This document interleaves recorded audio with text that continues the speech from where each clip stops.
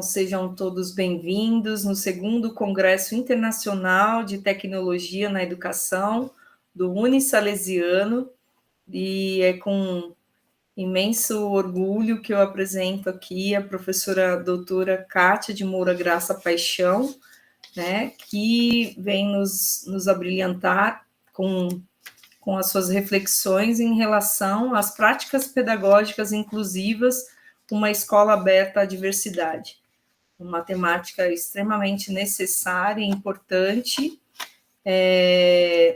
e a Kátia tem aí uma longa experiência na área.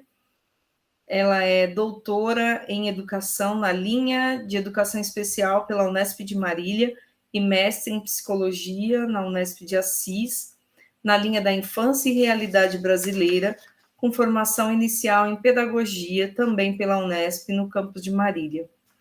Em sua experiência profissional na educação pública, foi professora do ensino fundamental e diretora durante 14 anos, atuando na educação infantil e na educação especial, na perspectiva inclusiva em um centro de atendimento especializado, o AEE, Atendimento Educacional Especializado. Tem desenvolvido estudos e publicações sobre inclusão escolar, deficiência intelectual, educação infantil, letramento e alfabetização, além de cursos e palestras voltados à formação de professores. Atualmente, é pedagoga na área de educação especial na Universidade Federal de Santa Catarina. Seja muito bem-vinda, Kátia. Também já nos abrilhantou aqui, foi professora do Unisalesiano, teve também uma grande contribuição para a educação do município de Lins, então é uma honra tê-la aqui conosco, e tenho certeza que vai ser bastante reflexiva essa noite. Então, seja muito bem-vinda, Kátia. Olá, Denise, é um prazer estar aqui nesse evento com você, uma colega e amiga de grande data já, longa data já, tanto no trabalho no Unisalesiano, quanto também na Rede Municipal de Educação de Lins, no estado de São Paulo. E hoje aqui eu venho a convite de vocês falar um pouco de um tema muito importante e que tem atravessado aí todas as discussões da escola atual, desde a educação infantil, educação básica, né, educação infantil, ensino fundamental, ensino médio e também ensino superior, né, porque todo o nosso trabalho ele tem como foco que esse estudante, essa criança chegue até o ensino superior e até a pós-graduação. E hoje a gente vive esse movimento muito forte na educação, porque a gente tem aí uma política que o Brasil é signatário de educação inclusiva e que nos coloca, então, essa tarefa de pensar por uma escola que seja inclusiva, né? Nós ainda precisamos falar esse adjetivo, escola inclusiva, educação inclusiva, porque ainda a gente está num processo, apesar de sermos aí com uma política, de termos uma política desde 2008, nós ainda estamos nesse processo de reafirmar esse papel da escola e o papel da educação. Então, acredito que a gente vai poder hoje fazer grandes reflexões e pensar algumas coisas aí voltadas à prática dos professores. Com certeza. Então, assim, quero que você fique muito à vontade e que seja muito importante, né, essa temática para qualquer educador que assume, né, esse olhar de educação para todos, né? Quando você coloca em relação à educação especial como uma modalidade, né, que vai desde a educação infantil ao ensino superior, a gente consegue perceber quem está na área, né, quantas lacunas que a gente ainda precisa preencher, quantos desafios, né? Então, tenho certeza que falar dessas práticas, ela é sempre necessária essa conversa, sempre significativa. Então, eu quero começar minha fala hoje pensando primeiro a quem se destina essa política de educação inclusiva. Muitas vezes é entendida inclusão apenas do público-alvo da educação especial, que são as pessoas com deficiência, as pessoas com altas habilidades de superdotação, e as pessoas com transtorno do espectro autista. Mas se nós formos olhar, né, antes de 2008, desde 88, a nossa Constituição já coloca o quê? Que é na escola, a igualdade é um princípio da escola e que tem que ser também oferecido condições de acesso e permanência do estudante, seja ele qual for a sua origem, a sua característica. É um princípio da escola a questão da igualdade de condições de acesso. Então, a gente tem desde 88 uma abertura da escola, né, do sistema educacional para a diferença e para a permanência de toda e qualquer pessoa e qualquer sujeito. E aí eu friso aqui, eu faço um destaque na palavra igualdade, porque eu quero trabalhar um pouquinho isso aqui com vocês também, porque a gente está falando de um conceito que é inclusão, e nós estamos falando também de diversidade. E muitas vezes, quando a gente vai falar de inclusão e direito de todos estarem na escola, a gente às vezes pensa que igualdade é sinônimo de inclusão. Será que é mesmo?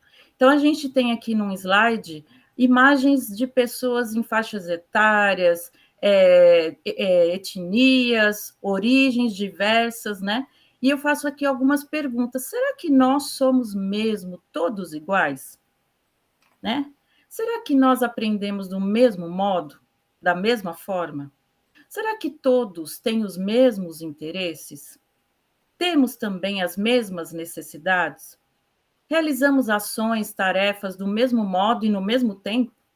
Então, essa fala, né, esse princípio da igualdade, ele nos aponta uma abertura da escola e da educação para todos. Mas quando a gente olha para uma escola que é inclusiva, quando eu digo que todos são iguais, será que, por um lado, eu posso estar mais excluindo do que incluindo? Essas perguntas que eu faço aqui, né, Denise, a gente também mobiliza muitos estudantes da graduação, né, para pensar um pouco, principalmente quem está na licenciatura ou no curso de pedagogia. Muitas vezes a gente tem uma ideia de que a minha aula que eu tenho que preparar é uma aula para todos, e esse todos significa uma grande homogeneidade, que todos são as mesmas pessoas, que todos têm as mesmas necessidades, que uma criança de 6 anos, independente da sua origem, da sua família, da localidade que ela se encontra, será que ela precisa das mesmas coisas? Será que um professor pode dar aula numa escola e na outra escola fazer a mesma coisa? Ou até mesmo na mesma escola? Será que um professor que dá aula no período da manhã pode fazer exatamente as mesmas coisas que ele faz no período da tarde? Será que as crianças e os sujeitos da mesma faixa etária precisam das mesmas coisas? E esse princípio da igualdade, ele tem que ser problematizado, né? Porque igualdade não necessariamente significa, é sinônimo de inclusão. A inclusão, ela abarca algo que é fundamental, que vocês estão vendo aqui, que é a diversidade. E na diversidade existe o quê? A diferença. Se a gente olha só para o todo, a gente deixa de ver alguns aspectos aí importantes. Oi, Denise. Quando você traz a Constituição, né, e eu acho que e depois lá Salamanca vai deixar bem forte isso, que eu acredito que você trate um pouquinho, mas assim, a ideia é assim, quem é que cabe? Todos têm, né, o direito, né, do acesso à educação, e aí eu acho que essa pergunta também cabe, né? Quando você todos são iguais, mas assim, e aí a partir desse todos, quem faz parte desse todo, né? Então, se é para todo, é todo, não existe nenhum senão, nenhum, né? Mas é o que você colocou, essa ideia de quebrar um pouco a ideia da homogeneidade, né? Isso, porque quando a gente fala em igualdade, nós estamos falando do acesso, da oportunidade. E a Cláudia Werneck tem esse livro, né? Quem cabe no seu todo. Porque muitas vezes a gente ouve, a sala de aula, a escola é para todos, mas as práticas não são para todos.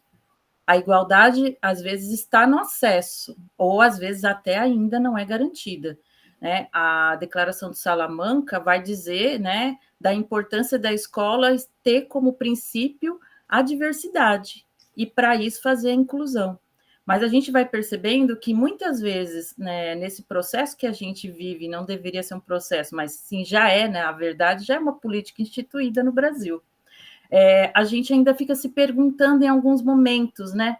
Tá, mas eu tenho que dar essa aula, e se eu não der do mesmo modo para ele, eu estou excluindo. Essa atividade que eu preparei, eu tenho que preparar igual para todo mundo. E se eu fizer para ele de um outro jeito, significa que ele não vai conseguir acessar. Então, eu não estou excluindo. Então, ou às vezes, né, a gente tem outra interpretação dessa questão da igualdade.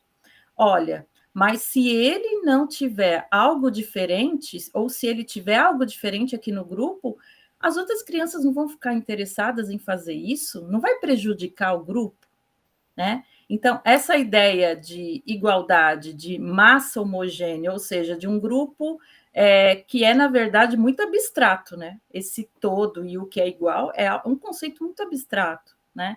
O que nós somos iguais? Nós somos iguais enquanto humanidade, mas nós não somos iguais na nossa individualidade. E aí vem um conceito que é o que vai representar essa escola aberta à diversidade, né? Que é a questão da olhar também não só para a igualdade, mas a gente precisa nessa igualdade entender que existem diferenças. Quando eu penso na igualdade, eu tenho que compreender que ela está no acesso, que essa escola é para todos, não é para aquela criança que já tem aquela visão antiga, né, Denise, de pré-requisitos. Exato. Eu acho que esse o que você está tocando numa grande ferida da educação, sem pensar ainda na educação especial, que é o trabalho diversificado, né? A dificuldade de olhar para essas diferenças que você está dizendo para nós, né? Porque a gente entende que inclusão é fazer igual para todo mundo da mesma forma, e não é. A igualdade está no acesso e no direito, garantido por lei de todos estarem na escola, terem saúde, educação. Entretanto, a gente precisa entender o conceito de diferença, ele está ligado à ideia de singularidade. É um ser e estar e viver no mundo de forma diferente, diversa. Não existe um padrão, né?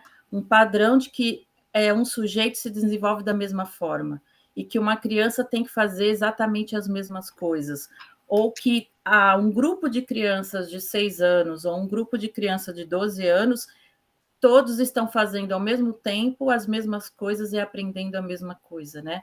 E aí vem uma ideia também da gente ampliar essa visão do papel da escola e do currículo escolar. Porque a gente tem hoje a Base Nacional Comum Curricular, que é um indicativo que nem ela vai indicar também o que cada faixa etária exatamente vai fazer. Ela vai colocar diretrizes mais gerais, né? Até porque o Brasil é continental, né? É enorme, tem um território grande, com muita diversidade, com muita diferença. E dentro de cada município, o sistema de ensino, a gente já percebe as diferenças que existem entre as escolas. Então, a gente precisa entender que essa autonomia, tanto docente quanto de gestão da escola, ela também tem a ver com como é que a gente abarca a diferença e a gente inclui. Então, eu tenho que entender que é papel meu, enquanto professor, gestor, órgão público aí, Secretaria de Educação, é meu papel acolher todos os alunos, né? Mas, além disso, eu preciso pensar que cada um, em alguma medida, precisa de algo diferente. Não dá para todo mundo ter as mesmas coisas ao mesmo tempo, porque eu posso incorrer muito mais na exclusão do que na inclusão. E a singularidade é um ponto principal para a gente entender como é que o ser humano aprende e se desenvolve. E se eu não considerar isso, eu não consigo também promover a inclusão. Bacana, né? Porque, bem, você também como estudiosa de uma epistemologia a partir, né, sociocultural e seja lá qual for também a teoria adotada, existe, sim, algumas coisas que a gente pode dizer, né, que nós temos em comum enquanto, né, essa construção do conhecimento, mas eu acho que é olhar para essa singularidade que depende de outros fatores, né? Essa comunidade que está inserido, as trocas, né? A própria forma como cada sujeito, dentro da sua subjetividade, olha para aquele conteúdo, para aquele conhecimento e transforma com sentido, né? Mas eu acho que você vai falar disso também, né? A gente é atravessado, né, por tudo, né? Nós somos afetados e atravessados por tudo que circunda, né, o nosso entorno, a nossa vida, a nossa experiência, as nossas oportunidades, né?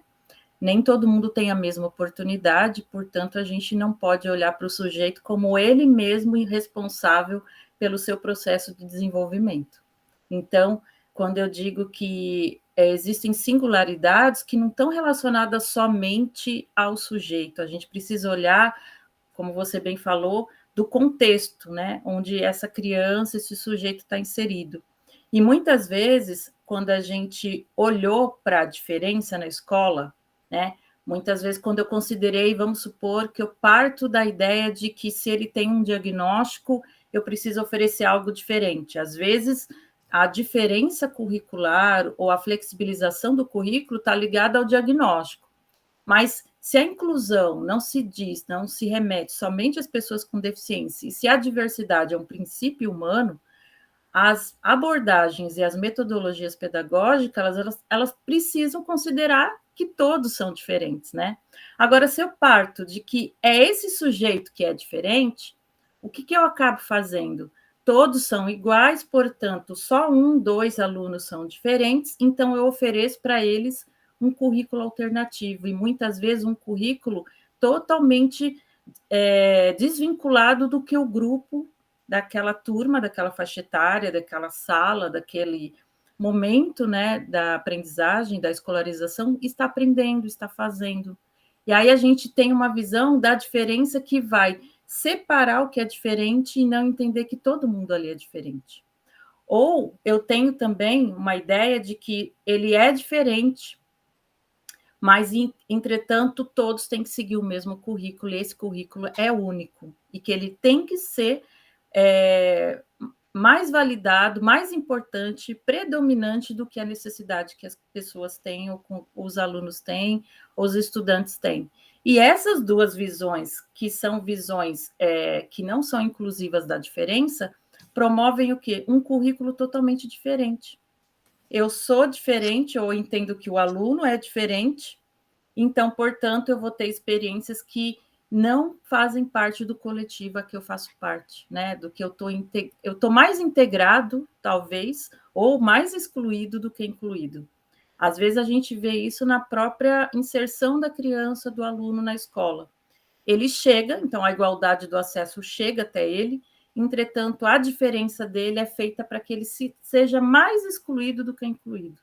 Então, a gente tem um currículo só para ele, ou a gente tem uma visão de que eles devem seguir. Quem não segue esse currículo, então não deveria estar na escola. E aí a gente tem uma explicação aqui também para uma ideia que já pairou muito na educação especial do Brasil, né? Não só do Brasil, mas do Brasil, que são as instituições especializadas, as salas especiais. Então, se ele é o diferente, ele precisa de um lugar diferente, de uma proposta diferente, uma metodologia diferente, estar com pessoas que sejam diferentes como ele. Ou, se ele é o único diferente do grupo, ele precisa seguir o que o grupo está fazendo. E se ele não consegue, não tem espaço para ele aqui. Né?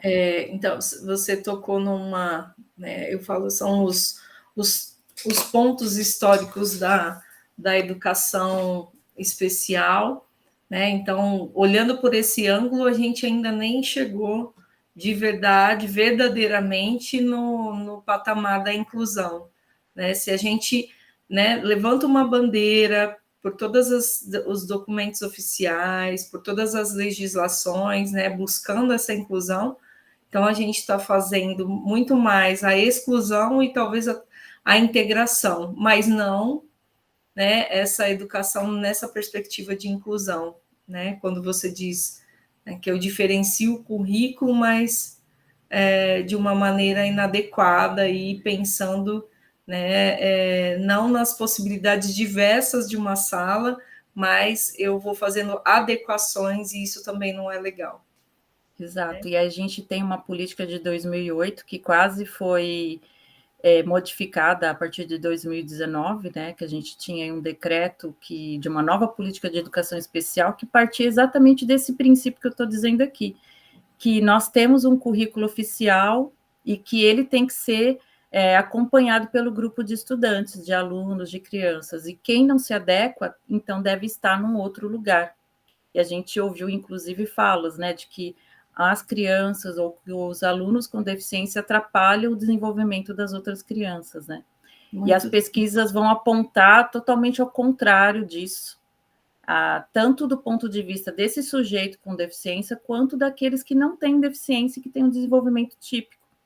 Se a gente partir do princípio que eu tenho que dar minha aula, que o meu planejamento tem que ser de veste única, né, de roupa única, e todo mundo tem que caber ali, eu vou continuar excluindo e justificando falas como essa, né? E se eu entender que essa diferença que faz parte da diversidade não é a única na minha sala, e que eu tenho outras tantas, e sempre tive na história da educação brasileira, desde quando ela se abriu, né? Quando ela se tornou aberta a todos, que antes ela não era, desde então a gente tem uma escola que sempre foi diversa, sempre teve diferenças, né? Mas que elas nunca foram valorizadas, aceitas e respeitadas. E hoje a gente tem uma política, e o Brasil tem uma declaração da ONU, que ele é signatário, que se transformou, então, em lei de força, onde o Brasil diz, nós temos como compromisso uma educação inclusiva. Por isso que essa política de 2019 e 2020, ela não foi aprovada, ela foi sancionada pelo presidente, entretanto, ela não foi aprovada pelo STF, ela foi revogada. E a gente ainda tem uma política de 2008, porque a gente parte do quê? A gente parte da ideia de que nós temos uma lei maior que garante essa escola para todos. Então, não é uma opção, mas sim um direito. Graças a Deus, usando aí a força do hábito, mas ainda bem, né, que a política de 2008 prevaleceu, né, porque era como se fosse, então, atestar e fazer valer algo que andar para trás, né, aquilo, tudo que o Brasil conquistou, e mesmo que nas práticas, no dia a dia, né, mas existe aí um ideal, né, de declaração, de legislação, de documentação, que a gente ainda precisa percorrer, mas não voltar, né, na base dos princípios inadequados aí, né. A gente tem o princípio que é uma força de lei, né? Então, além da própria Constituição apontar que é direito de todos, nós temos aí uma lei que o Brasil, então, coloca isso como uma lei maior. Então, todas as outras leis, elas têm que partir desse princípio de que a escola é para todos, né? E aí, pegando, então, o conceito de igualdade e diferença, a gente tem, na verdade, um conceito que esse sim responde à inclusão, que é o da equidade. E a equidade, ela vai oferecer a quem tem uma condição diferenciada, né, os estudantes que têm uma condição diferenciada, um tratamento, um atendimento ou uma educação que também é diferenciada. Mas esse diferenciada não é aquele currículo alternativo, paralelo, né? É aquele currículo, a prática pedagógica, que considera que cada um precisa de algo e que, para garantir o acesso e o direito à educação, eu vou ter que diferenciar em algumas situações. Mas tem uma questão muito importante que a professora Aniceia Mendes, da UFSCar, né, da Faculdade Federal de São Carlos, ela vem apontando que, se a gente for olhar, e cada um de vocês que estão assistindo, né, na realidade de vocês, pensarem sobre, cerca de 80% dos estudantes de cada classe comum, né, da escola, eles pouco precisam de muitas diferenciações. Então, se a gente pensa que 80% precisam de flexibilizações muito simples, muito mais voltadas a estratégias, e que apenas cerca de, nem 80% tem uma condição muito comum, mas que a gente tem, dentre desses 20% que permanecem, a gente vai ter 5% de crianças que vão precisar de uma condição diferenciada dos outros. Então, num bojo aí de 100%, 5% vão precisar de algo muito específico. Então, quando a gente fala de que não é possível na escola, na classe comum, a presença desses estudantes, os números vão dizer totalmente o contrário disso. Se 80% dos alunos não precisam de algo tão diferenciado, eu consigo, dentro de uma visão de diversidade, eu vou falar um pouquinho sobre isso, atender o que é específico no coletivo e não individualizar a ponto dessa criança quase não fazer parte do processo educativo do grupo, né? Então, a gente tem que entender isso. É então, uma lógica que precisa ser desconstruída, né? Dessa segregação, e pensar mais em valores de equidade, né? E aqui a gente tem uma cena, né, bem interessante para pensar a diferença entre igualdade, o conceito de igualdade, e de equidade. A gente tem aqui pessoas com características diferentes. Eu tenho uma mulher cadeirante, eu tenho um homem bem alto, eu tenho uma mulher um tamanho mediano e eu tenho uma criança. Se eu tiver uma única bicicleta para todos utilizarem, o que vai acontecer? A criança vai estar com uma bicicleta grande, porque vamos pensar que todos ali, a maioria são adultos, para ela vai ser bem difícil, ela não alcança praticamente o pedal. Ela não vai conseguir chegar onde ela quer. A mulher até teve ali um tamanho adequado de bicicleta. O homem está sem condições de mobilidade de pedalar nessa bicicleta, porque ela não atende à necessidade física dele. E a pessoa cadeirante, o que aconteceu com ela? Ela não pôde participar do passeio de bicicleta. Isso é um princípio que, está vendo? Não responde à inclusão. Se eu oferecer para todo mundo da mesma forma, do mesmo jeito, e desconsiderar a diferença, eu não faço com que a pessoa tenha acesso e também possa ter direito a participar do que é comum. Pensando um pouco o que acontece na grande maioria, infelizmente, das escolas, né, no Brasil, o material didático de sistemas de ensino ou apostilamentos, como preferem, isso fere totalmente o princípio da equidade, né? Exato. Qual que seria o caminho quando se pensa, na verdade, assim, eu acho que são totalmente incompatíveis, né? Mas não havendo saída, o que se pode pensar quando se tem um sistema, se tem um livro a seguir, né? E aí a gente é uma questão de choque mesmo de valores. Quando a gente lá atrás, quando você disse, olha, é importante olhar para o contexto, para as singularidades, como que é? Então, aqui na equidade a gente vai ver exatamente o contrário do que você está falando, né? A apostila seria a bicicleta igual para todo mundo. Alguém, em algum momento, vai deixar de participar desse processo. E se a gente pensar o contrário disso, eu posso ter um material comum, mas esse material comum, ele tem que entender que ele tem que dar condições da maior participação possível. Então, aqui, no caso, eu tive que diferenciar as bicicletas. A criança teve uma bicicleta, a mulher uma bicicleta, o homem uma bicicleta e a cadeirante uma bicicleta, e todos puderam.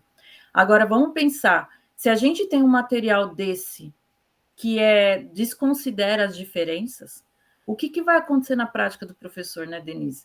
Ele vai ter que adequar para cada necessidade um material totalmente diferente. E eu venho aqui hoje falar de uma outra perspectiva. Porque antes a gente falava, quando pensava assim, vamos tornar essa escola mais acessível, essa aula mais acessível, a gente fazia exatamente isso daqui, né, muitas vezes. E que para o professor, dependendo das diferenças, se torna um pouco difícil. Porque ele vai ter que, a partir de um material que não foi pensado para a diversidade, inserir algo para cada um na sua necessidade. E aí ele vai ter, muitas vezes, atividades acontecendo ao mesmo tempo que não se conversam, que não se completam, que não envolvem o grupo, nem parcerias entre as crianças, né? E o que a gente deveria ter? Um material que, por si só, ele tivesse ali a ideia de contemplar a maior diversidade possível. Então, vamos pensar assim um exemplo, né?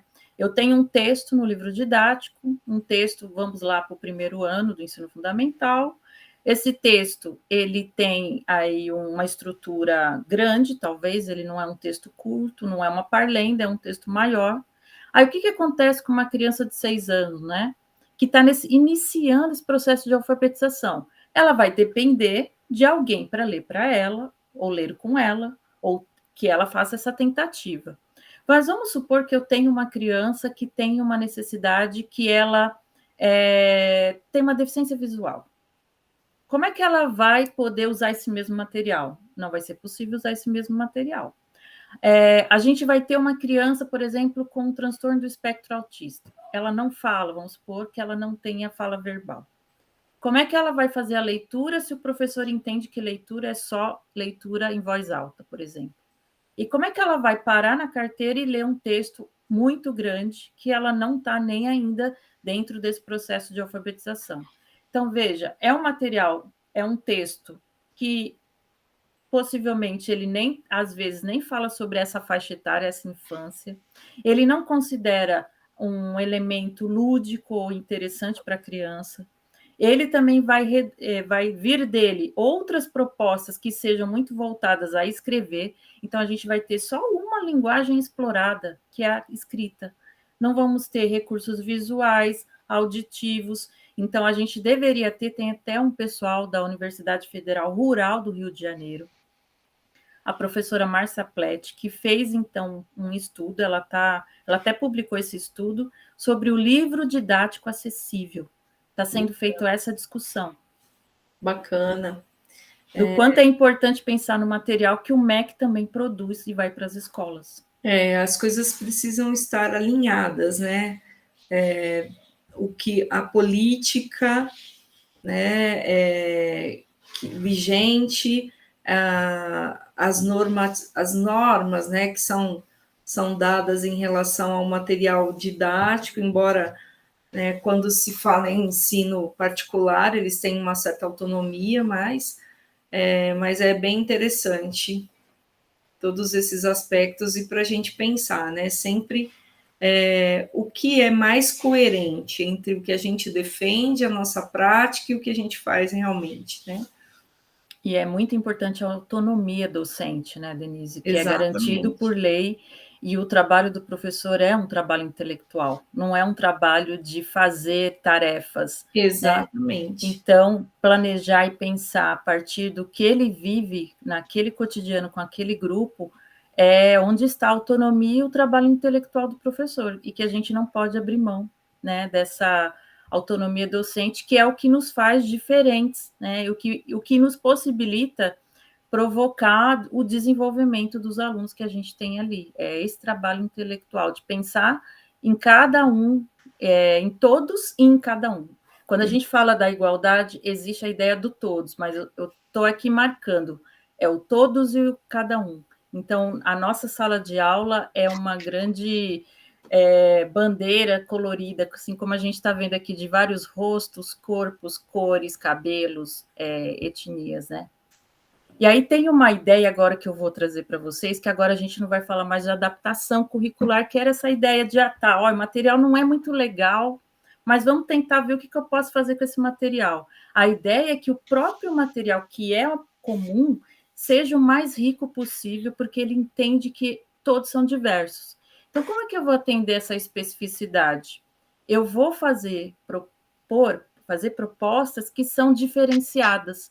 Então, aquela aula única, só oral, expondo, não vai ser a aula que vai atender a maior diversidade dos estudantes. E a gente tem aqui um centro de tecnologia especial aplicada, que é americano, que ele tem estudado uma nova abordagem metodológica, não só voltado para as crianças com deficiência, aliás, voltado para a inclusão, que abarca toda a diversidade, que é a ideia do desenho universal da aprendizagem, onde eu vou oferecer, para poder atender a singularidade, conteúdos e informações de forma diferente. E o aluno também vai poder produzir e se expressar de modo diferente. E quando eu faço isso, mais eu estimulo o interesse e mais motivado o aluno está para aprender. Se vocês forem lembrar de qualquer aula que vocês tiveram na vida de vocês, vocês não vão se lembrar da aula expositiva. Vocês vão se lembrar da aula onde vocês viveram uma experiência que foi significativa. E ela está ligada a fazer, conhecer, discutir, pensar, produzir, e não necessariamente só ouvir o que o professor está falando, né? E a gente tem que considerar o que, então, para fazer uma prática inclusiva? Primeiro, quem são os estudantes que eu tenho? Qual é o objetivo que eu tenho com esse grupo?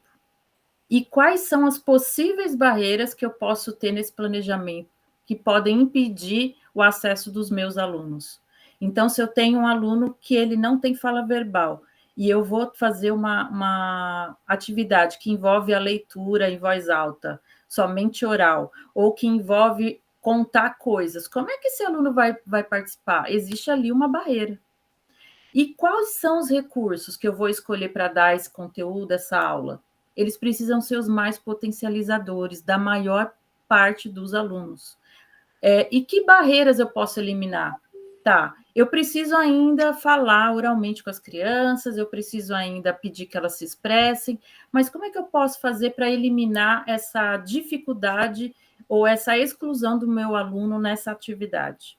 E avaliar constantemente isso. Hoje eu posso ter uma proposta que talvez não foi a mais inclusiva, mas se eu modificar e analisar a participação desse estudante, né, eu vou tendo ali parâmetros para pensar o que é que eu preciso incluir, potencializar, inserir como estratégia ou como recurso na minha aula. E uma coisa que é super importante, né, que eu falei aqui de conhecer cada estudante. Não se pautar no diagnóstico para definir só o que ele precisa. Porque, às vezes, eu gosto muito de falar do autismo, porque é uma do público da educação especial que mais vem crescendo nas escolas. E mais desafiante, talvez, né? E aí, o que acontece? Eu tenho diagnóstico de autismo e eu penso assim, ele não consegue dar conta de participar de uma brincadeira coletiva. Então, para ele, eu nem vou forçar, nem vou inserir ele nessa proposta. E aí eu acabo o quê? Reduzindo a possibilidade de participação e de desenvolvimento dessa área que ele precisa tanto, né? Então, a gente não pode partir as nossas abordagens, estratégias apenas pelo diagnóstico, a gente precisa partir sobre esse sujeito real. E nem entender que ele não faz hoje, que ele nunca vai fazer. Ele ainda não faz. Essa tem que ser uma palavra, né? Essa palavra ainda, né? E como você está mostrando para a gente essa ideia, nós costumamos papagaiar a ideia do sujeito integral, né? O que com todos os seus aspectos, só que psicológicos, motores, cognitivos, sociais, porém, no momento, muitas vezes, desse planejar, acaba se privilegiando um sujeito de um único aspecto, né? Privilegiando apenas o aspecto cognitivo, e que faz, e esse cognitivo também como se ele desenvolvesse a partir de um único canal sensorial, aí que no caso é só o ouvir. Eu contenho o corpo, né, e eu coloco ele para ouvir, né, e eu acho que é essa ideia que tem que ser quebrada. Então, né, como praticar também aquilo que a gente defende e que a gente escreve, né? Essa ideia do sujeito integral, tá, mas é um sujeito integral que precisa vivenciar pelo seu corpo por inteiro, não é? Então, eu vou, como você colocou, olha, eu vou escrever, mas eu vou ouvir, mas eu também vou me movimentar, eu também, né, vou tornar essa vivência de aprendizagem a partir da minha inteireza, né? Não apenas de um único aspecto. Essa educação integral que pensa o ser humano na sua integralidade, né? E justificando de novo a questão do autismo, né? Não é porque ele tem autismo que eu vou fazer uma atividade só para ele, porque ele precisa só disso. Por exemplo, às vezes a gente usa imagens para trabalhar com as crianças com autismo, até para dar previsibilidade, até porque tem uma questão, né? Antecipar, a questão também de compreensão, né? Porque às vezes a fala ainda é algo difícil de compreensão, então a imagem ela dá suporte para essa compreensão. E aí a gente faz o quê? A gente faz uma rotina com um grupo da escola e só para ele na mesa dele. por que a gente não pode entender que todas as outras crianças do grupo se beneficiam de uma rotina coletiva? Eu posso fazer a rotina da sala hoje com imagens e todos vão ter acesso, é uma rotina coletiva. Isso vai atender uma necessidade específica de um estudante, mas não significa que não beneficie os outros, pelo contrário. Um material que é pensado, muitas vezes, só para uma necessidade de uma pessoa com deficiência, ele é um material que pode beneficiar todo mundo. Se eu tiver um mapa tático com as crianças, se eu tiver um mapa com relevo, isso vai beneficiar todas as crianças do que se eu oferecer, por exemplo, só um mapa impresso colorido do Brasil. Né? Se eu puder manipular as regiões desse mapa, se eu puder sentir cada região com a sua textura, se eu puder aprender sobre essas regiões, ouvindo histórias, vendo vídeos, aprendendo músicas, fazendo visitas, recebendo pessoas que conhecem ou já viveram nesses lugares, vai beneficiar todos, né? Então, quando a gente está falando de desenho universal da aprendizagem, esse recurso que talvez potencialize e vai potencializar o acesso de quem tem deficiência, potencializa de todos. Então, a gente muda essa ideia de que eu faço algo para todo mundo e para ele eu faço específico. Não. O que seria específico se torna de todo mundo e todo mundo pode aprender. Essa é a ideia hoje que a gente tem defendido na educação especial. E, claro, que falar de pedagogia participativa, de falar também aí, a gente ouviu muito falar no ensino à distância de metodologias ativas, né, que podem ser não só no ensino à distância, mas também no ensino presencial, é relacionar o que a gente está aprendendo com fatos, ações do cotidiano, promover momentos coletivos e colaborativos, não todo mundo, cada um vai fazer a sua tarefa, a sua lição, a sua atividade, mas vamos proporcionar momentos coletivos e colaborativos. Então, essa criança pode não ler, mas ela pode sentar do lado de uma criança que faz a leitura junto com ela e ela participa de algum modo, né? Essa proposta de fazer leitura, a criança faz a leitura do texto, mas junto com o texto tem também a imagem representando o assunto do texto. Se for para escrever e ela não consegue escrever, ela pode escrever junto com a outra criança, montando palavras, né? Ao invés de escrever de próprio punho. Então, a gente vai diversificando as propostas, os materiais, e aí pensando na integralidade, que eu sou multissensorial, né? Então, estimular a oralidade, o visual, o corpo, a expressão, a brincadeira, as interações, a relação social, a escola e a aula tem que representar essa integralidade. E às vezes a gente desenvolve o quê? A gente hierarquiza Isso. a escrita. Exato. Em detrimento de outras propostas. E você, falando nessa hierarquização, eu acho que o próprio sistema de avaliação acaba reforçando isso também, né? Não só internamente nas escolas, mas as avaliações externas, né? Então, muitas escolas justificam ou sacrificam propostas que poderiam ser muito interessantes, muito mais cooperativas, muito mais colaborativas, mas a avaliação externa, né, e eu acho que ela vai bastante na contramão de uma política mais inclusiva. O que você pensa disso? Como é que é? Então, né, no dia a dia eu faço, mas na hora eu preciso de um currículo quase que unificado ali para que o sujeito tenha bom desempenho nessa prova externa. Então, se a gente tem aí, eu estava falando do livro didático, né? O livro didático ele já não contempla diversidade. A gente vai ter uma avaliação externa que não contempla nem a regionalização do país, quanto mais as especificidades. Geralmente estão ligadas mais à forma da prova do que ao conteúdo da prova. Então, quando eu digo assim, que uma criança cega precisa do braille, beleza, eu insiro isso e é suficiente, nem sempre. Uma criança precisa de um intérprete para aquela adaptação de prova, né? Às vezes, ela vai ter isso, ela precisa de um ledor, ela vai ter isso. Mas isso não garante que ela possa dar o máximo que ela poderia se a prova contemplasse a diversidade. Então, a forma dos enunciados, os temas, o conteúdo, a quantidade de questões, a forma de resolução das questões, a gente não contempla a diversidade. Então, uma criança poderia ter um desempenho muito maior se, por exemplo, os trechos fossem grifados, espaçados, se o texto fosse menor, se ela tivesse ali o suporte de alguém para fazer essa prova. Então, a gente precisa considerar essa realidade que eu estou colocando da sala no momento também de avaliação. Claro que a gente precisa, muitas vezes, fazer uma avaliação para entender como que está o contexto da educação brasileira, né? Até para que a gente possa melhorar a nossa educação.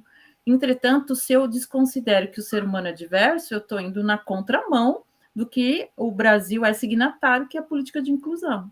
Então, todas as minhas ações educacionais têm que se pautar nessa máxima da inclusão. Não dá para ser só o professor responsável por isso na sala de aula, enquanto o sistema de ensino não é. É responsabilidade do sistema de ensino, maior até do que do professor. Garantir condições de permanência dessa criança, não só de acesso. E a prova, ela é mais uma das ferramentas de exclusão desse espaço educativo. E a gente sabe que quem vivencia isso na escola no dia da prova é um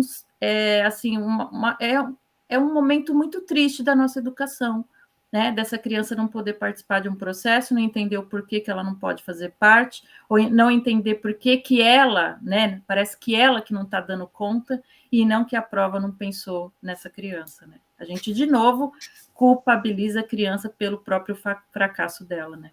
Exatamente. E como você bem lembrou, isso não pode ser, né, um papel apenas do educador seria jogar um fardo muito grande nas costas do educador, né? É um alinhamento entre, né, os princípios, né, a política que eu construo no meu município, a proposta pedagógica, para chegar de uma forma mais harmônica e todo mundo construindo junto esse movimento, né? E aí o desenho universal da aprendizagem, ele é um conceito que foi desenvolvido, como eu falei, lá nos Estados Unidos, né, por Annie Meyer e David Rose, e ele tem aí se desenvolvido e está chegando no Brasil. Muitos educadores não conhecem ainda esse conceito, ele está ainda em difusão no Brasil, mas ele vai trazer exatamente essa ideia de que as práticas pedagógicas precisam levar em conta a diversidade da aprendizagem. E a gente tem aqui algumas autoras brasileiras, né? A Bock, em 2019, que foi uma das primeiras aqui, a Zerbato, em 2018, foi a primeira que fez uma tese sobre o desenho universal da aprendizagem, a Bock, em 2019, e a gente tem aqui algumas pessoas estudando, né? A Márcia Plett, da Universidade Federal do Rio de Janeiro, e a Souza também, da UFSCar. Então, a gente tem ali um movimento da Universidade Federal do Rio de Janeiro, aqui da UFSC, que é a Universidade Federal de Santa Catarina, e da Universidade Federal de São Carlos, que estão se dedicando a estudar isso. Então, é algo ainda recente, mas que tem um grande impacto quando a gente pensa na inclusão. E o que essa abordagem coloca como princípio? 3 princípios.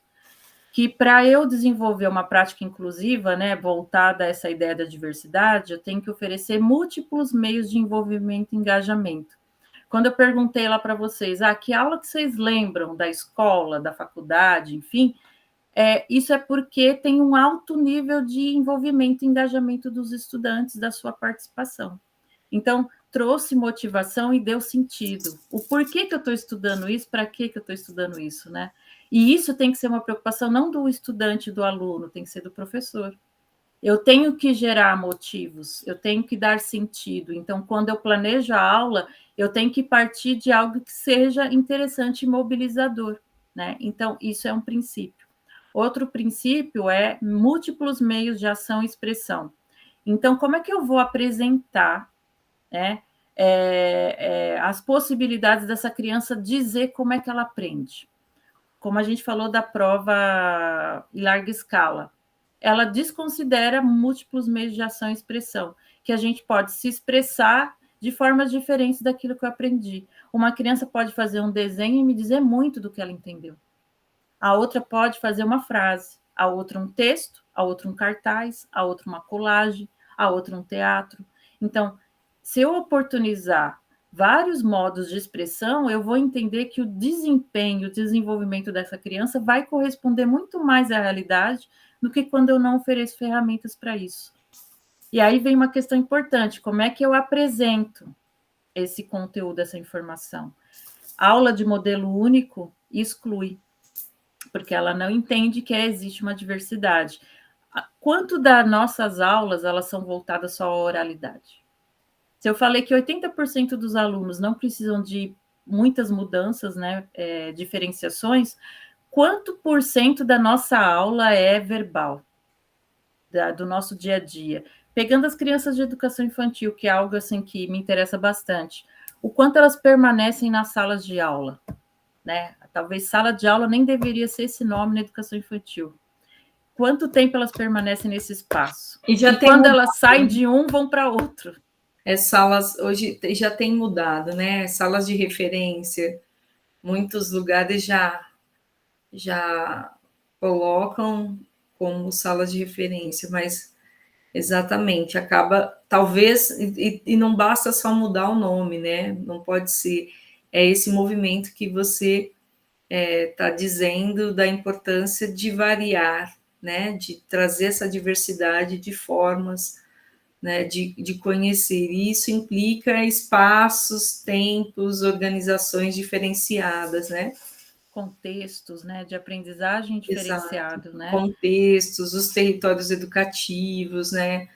O movimento de sair da escola também e dialogar com a comunidade. Desemparidar as crianças, mas não só na educação infantil, mas também Sim. no fundamental, viver outras experiências para além da própria escola, conhecer o território que a escola está inserida, a comunidade. Então, a oferecer esse conhecimento, que a escola tem sim um papel social de oferecer o conhecimento sistematicamente acumulado e que a humanidade produziu, mas não significa que ele tem que vir por uma via de acesso única, como a visual ou a auditiva. O nosso corpo aprende, as nossas mãos aprendem, os nossos sentidos, os cheiros fazem a gente ter lembranças e aprender, tudo faz parte, né? E a escola tem que trazer essa multiplicidade de expressão e de vivência. E não só, eu quero frisar, não só na educação infantil, porque eu penso que a gente precisa discutir muito o nosso ensino fundamental e o médio também, né?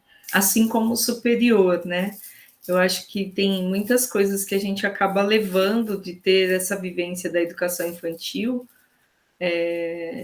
até para as nossas práticas no ensino superior, no sentido, né? Olha, né, hoje nós vamos trazer uma pessoa que faz parte de um projeto, hoje nós vamos sair, eu acho que isso é extremamente produtivo também. E a forma de avaliação também, né, Denise, no ensino superior. O aluno ele pode não só apresentar um seminário, não só fazer uma prova escrita, ele pode elaborar um podcast, ele pode fazer um vídeo, ele pode estabelecer uma entrevista, ele pode visitar algum lugar e tirar fotos e pensar sobre isso, ele pode fazer perguntas ao invés de respostas. Então, Exatamente. a gente tem aqui uma imagem, né, bem muito parecida, totalmente ao contrário do que eu estou dizendo de uma prática inclusiva, né? As crianças aqui do Snoopy enfileiradas, todas olhando para a lousa, todas ouvindo passivamente, o adulto definindo, a escola definindo o que é importante e desconsiderando qualquer possibilidade de interação e de modos diferentes de aprender. Mas olha só, a gente tem ali o computador, a gente tem o Globo, a gente tem cartazes, mas as crianças não têm acesso a isso, né? Então, é uma prática que não atende isso. E aqui a gente tem uma coisa que eu trouxe, porque às vezes quando a gente fala de crianças com deficiência, se entende que a gente tem que transformar a sala de aula numa clínica. Para atender essa criança tem que saber o método X, Y, Z, porque ele tem autismo, ele tem síndrome de Down, e a gente praticamente vai transformar a escola num lugar onde mais exclui e que é uma clínica e que não é o papel da escola, não é um conhecimento que o professor precisa ter para ele poder fazer uma educação de qualidade. Se ele tiver como pressuposto a diversidade, ele consegue atender às necessidades específicas. E a gente tem visto, já que você tocou nesse assunto, muitas clínicas querendo adentrar as escolas e determinar como que se deve seguir um método X ou um método, né? E é bem excelente a sua colocação no sentido, olha, aqui não, aqui é um espaço da coletividade, é um espaço, né, da construção coletiva e não atendimentos individuais, né, modelo clínica. Isso é bastante importante frisar. Exato. E aí a gente tem outras cenas aqui que eu fui trazendo para fazer essa justaposição assim, né, das imagens. A gente tem aqui provavelmente uma de crianças pequenas ali da educação infantil, e a gente tem ali a professora mediando algumas relações e vários brinquedos e objetos e cartazes e a lousa, e aí a gente tem uma criança que eu não sei se vocês conseguem observar, que está ali com uma bola. E muitas vezes a gente tem aquela ideia, tá, mas nossa, ele está destoando do grupo, né? Ele está todo mundo fazendo algo coletivo e essa criança está ali com essa bola. E qual pode ser a atitude da professora nessa perspectiva do desenho universal da aprendizagem? Se essa criança tem um interesse na bola, né, que aí eu não tenho muitos elementos para pensar sobre isso, por que eu não posso trazer como proposta para o grupo algo que envolva a bola? Esse movimento da bola, o jogar bola, e aí eu posso, em cima da bola, criar algo que eles vão bater na parede e contar, eles vão poder jogar a bola um para o outro e se relacionar. Então, veja, não é ele que está ali que precisa ser trazido para o grupo precisa se voltar a ele. Então, as crianças têm que ir até ele para brincar com ele, e não ele ficar ali porque ele é o diferente, né? Essa ideia de que essa diferença não mobiliza as outras crianças, ao contrário, muitas gostariam de estar fazendo a mesma coisa, né? Aqui a gente tem a cena, tem uma criança cadeirante aqui no grupo, a gente tem 3 mesinhas com crianças aí diferentes, a gente tem uma professora ali explicando, mas uma coisa interessante que é essa oportunidade deles estarem juntos, de não estarem só enfileirados, de poderem pensar junto, produzir junto, e a professora ser uma mediadora em cada grupo, mas eles também terem a oportunidade de aprenderem um com os outros, né? Então, quando a gente fala de organização dos tempos, do espaço, também implica no resultado que eu vou ter de uma proposta mais inclusiva, né? E aqui eu tenho algumas cenas que eu trouxe de que vão para além da sala de aula, né? Das crianças fazerem uma visita no museu para enriquecer o que elas estão discutindo, que elas também vão poder pensar sobre aquilo, estão ali com um globo terrestre, estão com uma luneta, estão lendo livros, vendo um mapa, discutindo. Então, assim, veja a multiplicidade de linguagens para aprender algo, como é importante para que as crianças possam aprender de fato o que está sendo ensinado e aprendido, né? A gente tem aqui uma ideia da professora contando histórias, né? A gente tem aqui as crianças fazendo pesquisa, lendo livros, que pode ser na própria escola, pode ser na biblioteca da cidade, de outra escola, enfim. A gente pode criar estratégias diferentes. E aí eu queria ir fechando para dizer, né, que então não é um outro currículo, é o currículo. Só que se esse currículo não é um currículo que abarca a diversidade, o problema não está nas crianças que não conseguem realizar as propostas, o problema está no currículo. O problema está na prática pedagógica e não no currículo. Então, não se trata de elaborar um outro currículo, e sim de trabalhar com o que for adotado, fazendo nele os ajustes necessários, flexibilizar os objetivos, os conteúdos, a metodologia, a temporalidade, as práticas de avaliação, de modo a oferecer a todos a verdadeira igualdade de oportunidades para construir conhecimentos. E aí tem uma pessoa muito especial que eu venho acompanhando nas redes sociais, que é a Mariana Rosa. Ela tem a Alice, uma menina com paralisia cerebral, e ela é uma defensora da escola inclusiva, e a Alice tem várias questões, e é belíssimo você ver o quanto ela se desenvolve. E ela tem uma frase linda dela, que ela diz assim, né? Deixemos que a diversidade apresente novas perspectivas, que seja como chuva fina na água parada do preconceito. a gente vai se permitindo acessar a história do outro, para entender o outro e a si mesmo. Então, é muito bonita essa frase, e aqui eu trago algumas referências, que é a Geisa Bock, que eu falei para vocês, o Edgar Morin, que vai falar também sobre pensar a escola de uma outra forma, a Márcia Plett, que tem aqui um estudo sobre o desenho universal, a Souza também sobre desenho universal, Ana Paula Zerbato, se vocês colocarem, vocês vão achar bastante material, que é uma das precursoras aqui do DUA, e é isso. Nossa, é bastante importante e necessária todas as reflexões que você trouxe para nós, né? Eu estou pensando aqui, tem uma frase de Malaguzzi que ele fala: não é um currículo, a escola não pode ter um currículo, a escola não pode ser centrada num currículo programático, mas centrada na criança. E aí você traz essa perspectiva, olha, há um currículo, mas há um currículo que traz essa singularidade. Então, e muitos professores, quando pensam essa perspectiva, né, que a gente tem falado bastante desde a educação infantil também, a pedagogia da escuta, então, e a escuta que se traduz não só a escuta oralizada, mas enxergar esse sujeito, eu acho que esse mesmo princípio da educação especial, né? Princípio da educação inclusiva, na verdade, né? Eu preciso enxergar essa singularidade, eu preciso enxergar, né, esse sujeito aprendiz da forma como ele é, e aí eu trago, né, essa conexão, então, né, dos saberes que a humanidade construiu e vou transformando essa prática para que atinja a todos, né?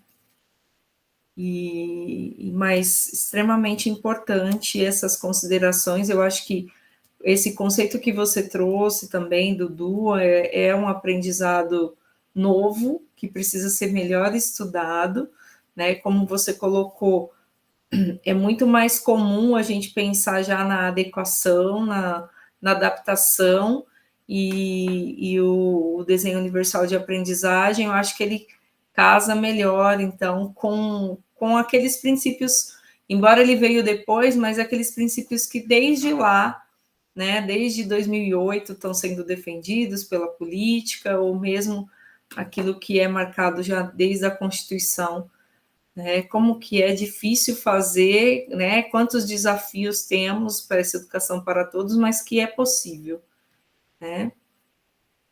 Eu penso que os professores, a gente precisa valorizar muito o trabalho que é feito pelos professores. Nós não vivemos no nosso processo de estudante uma prática pedagógica, nem que nos considerava muitas vezes. Então, até na educação básica e no ensino superior, muito mais passiva, mesmo que, claro, a gente muitas vezes na universidade aprendeu a ser crítico, a se posicionar, mas ainda numa ideia muito unilateral de conhecimento, né? De que alguém sabe muito e eu sei muito pouco. E esse é um processo que a gente precisa desenvolver na escola e que a gente ainda não consegue se colocar num lugar de que também pode aprender quando é professor. É que uma criança que traz aí uma especificidade, ela pode ser um desafio que vai me tornar um professor melhor e que a escola também pode se tornar esse lugar melhor. Porque a escola precisa mudar em muitos aspectos, tanto físicos quanto estruturais, de pensamento, de organização, e isso a gente ainda está aprendendo a fazer, e é muito recente ainda isso na história da nossa educação. Sim. Mas a gente já tem muitas práticas brasileiras interessantes, importantes, e quanto mais participativa for a minha aula, mais inclusiva ela será. Sim, você tocou aí a ideia das barreiras, né? De todas as barreiras, né? E eu concordo com você da importância da valorização do professor, da formação desse professor, porque nós levamos para dentro da sala de aula as práticas que nós vivenciamos enquanto alunos, e não temos tão bons exemplos, né, que fuja de uma metodologia mais tradicional. A grande maioria de nós, quando vamos atuar como professores, a gente traz aquilo que foi vivenciado enquanto alunos. Das barreiras, Kátia, que você considera, né, uma das piores, né, ou das mais difíceis ou das mais desafiadoras que precisam ser quebradas para que a gente chegue, né, nesse patamar de inclusão? A gente tem diversos tipos de barreiras, né? Metodológicas, físicas ou arquitetônicas, mas eu entendo que a barreira mais difícil é a atitudinal, porque a nossa sociedade é extremamente preconceituosa e discriminatória, e não só com as pessoas com deficiência. Então, vivenciar uma ideia de que a diferença é parte do sujeito, que eu também sou diferente, assim como o outro é diferente, e que está tudo bem, é algo que a gente não aprendeu ainda na nossa história de sociedade brasileira. Então, pensar que essa criança tem o direito de estar lá e que ela tem condições de aprender, que aí tem a ideia do capacitismo, né, que é um preconceito relacionado às pessoas com deficiência, assim como o racismo às pessoas negras, o capacitismo às pessoas com deficiência, de entender que elas não são capazes, né, de que elas não podem, que elas não têm condições de ter uma vida social, de aprenderem, se desenvolverem, trabalharem, enfim. Então, essa barreira atitudinal que está ligada ao capacitismo é muito difícil ainda da gente romper, mas a gente tem já bons exemplos e acho que a mídia tem favorecido isso, como eu falei, as redes sociais têm mostrado as pessoas com deficiência em outros lugares, ascendendo a outras funções e podendo também dizer sobre a condição delas. Vocês vão encontrar hoje muitos influenciadores falando sobre a condição deles enquanto pessoa com deficiência. Então, isso faz com que a gente também aprenda muito mais a respeitar e acreditar. Além, claro, dos sujeitos reais que a gente se depara todo dia, que estão na escola, e só por isso, porque a escola é inclusiva, que a gente vai conseguir vencer o capacitismo e o preconceito. Então, o fato das crianças estarem na escola, desde a educação infantil e creche, isso vai fazer, eu acredito, com que a sociedade vá aprendendo a lidar com a diferença também das pessoas com deficiência. E as crianças, principalmente, serão as agentes aí desse processo de inclusão na sociedade, onde a gente possa encontrar não só na escola, mas desde o mercado, na farmácia, no evento, na festa de aniversário, né? Que a gente possa viver de verdade, conviver com essas pessoas para além dos muros da escola. Bem, fantástico. Foram muitas reflexões. Eu acho que você contribuiu muito. Estou aqui pensando em várias coisas, né? Mas essa ideia que você trouxe ao final, né? Da gente pensar nos sujeitos reais, né? E aceitar a diversidade, né? Muito mais do que idealizar, né? Uma sociedade, idealizar uma escola em que a gente vai deixando para trás o que é verdadeiro, o que é honesto, o que é real, o que é fundamental, né? Que a diferença que seja um valor para todos nós, independente, né? Não somente no âmbito escolar, como você coloca, mas em todos os lugares, em todas as situações, em todos os aspectos. Mas assim, muito obrigada, Kátia. Eu acho que dá para assistir de novo tudo isso que você trouxe para a gente, né? Se debruçar, estudar mais. Eu acho que vai ser de suma importância para todos aqueles interessados pelo assunto, não somente, né, educadores, mas eu agradeço em nome do Unisalesiano a sua contribuição, né, o seu tempo dedicado aqui para nós, e parabenizo, né, pelo seu excelente trabalho, né, a gente se conhece, nós somos amigas, mas assim, sempre admiração, né, pela sua capacidade de expressar e por essa luta tão verdadeira, né? Você faz isso de corpo e alma e leva essa bandeira e também é uma pessoa que por ter essa causa tão forte também, eu tenho certeza que mobiliza muitas pessoas, né, que estão aí ao seu redor. Mas muito obrigada. Então, em nome do Unisalesiano, eu agradeço todas as suas contribuições, e se você quiser algumas palavras finais, tem um restinho aí. Eu que agradeço a oportunidade, é sempre muito bom estar na casa do Unisalesiano, um lugar muito especial para mim, de muitos amigos também, de encontro com muitos professores que hoje são professores e foram nossos alunos no curso de pedagogia.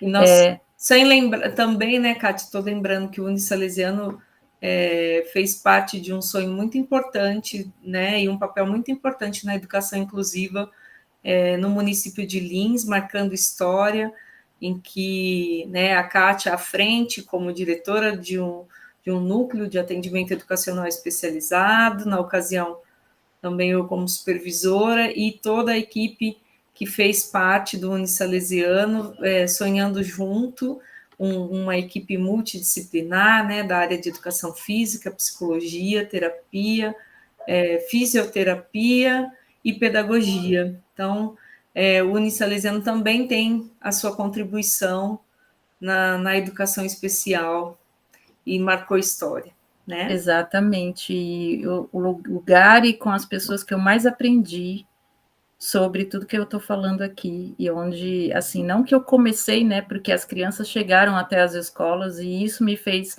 continuar estudando, mas foi nesse lugar, nesse tempo, neste momento, nessas vivências que eu mais aprendi, que eu mais troquei, que eu mais realizei coisas na minha carreira profissional. Então, assim, o Unisalesiano mora no meu coração mesmo, assim como as pessoas, né, que fizeram parte deste momento e que são dessa casa do Unisalesiano, e que o Unisalesiano abriu suas portas não só para que a gente fizesse essa parceria, mas também para que as crianças usassem o espaço do Unisalesiano, né? Então, acho que falar de educação inclusiva e falar da missão do Unisalesiano tem tudo a ver. E eu fico muito feliz de estar aqui falando um pouco sobre isso, e espero que vocês que estão ouvindo tenham aí interesse em continuar estudando essa temática, em pensar talvez no seu cotidiano sobre ações mais inclusivas, não só no campo profissional, mas também entender que a causa não é só para nós que trabalhamos na área ou para quem tem na família algum ente com pessoa conhecida com deficiência. É a nossa sobrevivência enquanto humanidade, a gente precisa pensar sobre isso. É o que vai fazer com que a gente tenha um futuro mais humano, mais fraterno, mais que inclua todo mundo, né? Se essas pessoas estão incluídas, eu e você, todos nós estaremos. Nossa, muito obrigada, Kátia. Vou encerrando aqui com um coração muito, muito em paz de ter tido essa oportunidade dessa conversa, né? Minha admiração e minha gratidão, né? Que a gente tenha sempre boas referências na educação especial e como você falou, para a vida. A gente precisa fazer dessa terra, desse planeta, algo mais humanizado, né? Algo mais fraterno e com certeza um olhar para a diversidade é um item que não pode, né, ficar de fora. Mas muito, muito, muito obrigada. Tá? Boa, aí eu falei, não poderia falar, mas falei boa noite, que a gente está gravando agora à noite, mas muito obrigada, minha amiga. Tchau, Denise. Tchau, tchau. Tchau, tchau.